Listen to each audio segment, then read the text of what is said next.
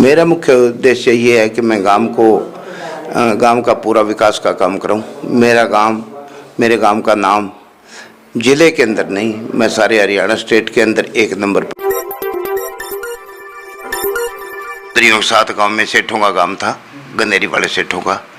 उस वक्त से मेरे दादाजी ने यहाँ आके अपने झोंपड़ी बनाई थी और झोंपड़ी से आगे मेरे पिताजी और उन्हों का अच्छा रहा।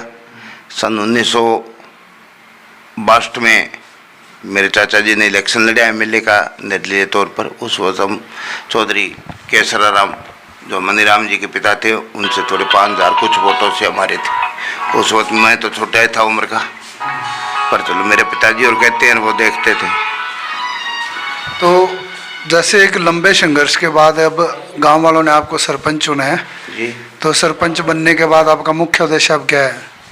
मेरा मुख्य उद्देश्य ये है कि मैं गांव का पूरा विकास का काम करूं। मेरे गांव का नाम जिले के अंदर नहीं, मैं सारे हरियाणा स्टेट के अंदर एक नंबर पर आए। मैं उस चीज़ को चाहता हूं कि बढ़िया से बढ़िया मैं काम करूं।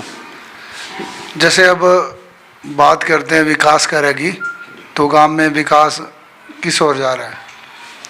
विकास की तरफ जा रहे हैं, पूरा अग्रसर हो रहा है, काम आगे चल रहा है। तो विकास कार्य शुरू है गांव में? हुए हैं जी, मैंने 2 गलियां बनवाई हैं इंटरलॉक, और उससे मैंने अब करीब 30 एकड़ में पाइपलाइन पीने के पानी की सप्लाई के लिए खेतों में डानियों में पहुँचाई हैं, और 700 फुट एक जगह चलवाई है, 600 कुछ फुट एक जगह चलाई है। करीब ये सारी यूँ समझो आप 4000 के करीब 4-4.5 फुट के एरिया चले गया। 25-30 एकड़ जमीन में मतलब पाइपलाइन डलवाई है। तो पानी की समस्या का समाधान किया। वाटर वर्क्स हमारे गांव में है, चौधरी चौटाला साहब जी का ये वाटर वर्क्स लगाया हुआ था, तो इसी का पानी खेतों में पहुँचाया जी। मतलब गांव की जो मुख्य समस्या पीने के पानी है, जिसका आप समाधान कर रहे हो? बिल्कुल, अभी कुछ रह रही हैं।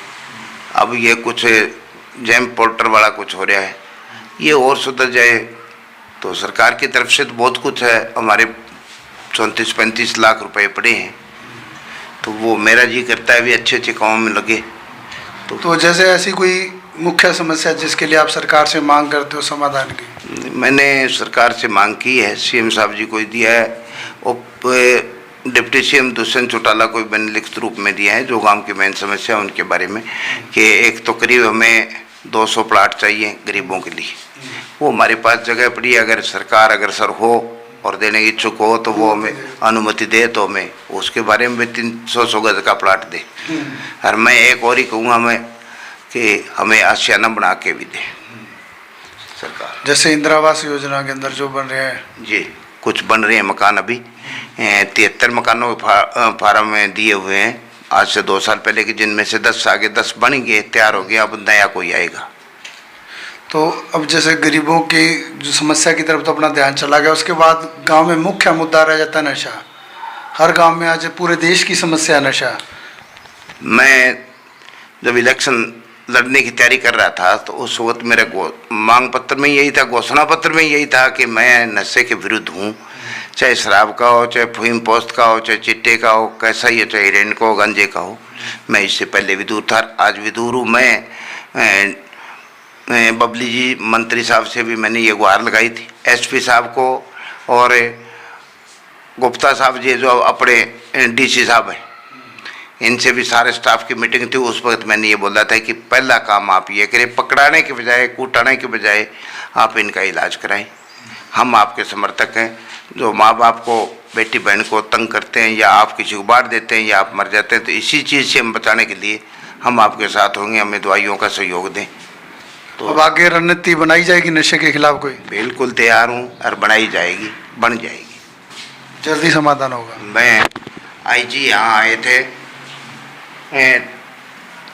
आईजी हिसार से आए थे, श्री कांत जंग, तो उन्होंने के मैं समक्ष पेश हुआ था इलाहाबाद में। उन्होंने एक कैंप लगाया था इलाहाबाद में, तो वहाँ करीब मैं 30 आदमी लेके गया था नशेड़ी। तो वहाँ खून खान टेस्ट करा के उनकी रिपोर्ट लेके दवाइयाँ भी चलाई हैं, और ही चलाने का मैं आदि हूँ कि इन लोगों को आगे मैं इलाज करा सकूँ, मेरे काम की देख रेख अच्छी हो। मैं दरअसल में अभी दोबारा मैं SHO साहब को ही बोल के आया हूँ, और पहले जो अपने एसपी साहब से उनको भी मैं बोल के आया था कि साहब अदर मेरे गांव में एक तो रेड होनी चाहिए, एक जो सांप को क्या मारे, सांप की माँ को मारे तब बात बनेगी। जो सब लगते सप्लायर से उन लोगों को पकड़ेंगे फिर हमारी गाड़ी चलेगी। तो यूँ खाने वाला से और इनको कूटने से कोई गाड़ी नहीं चल, जब तक वो ना पकड़े जाएंगे उतने तक कोई गाड़ी नहीं चलेगी।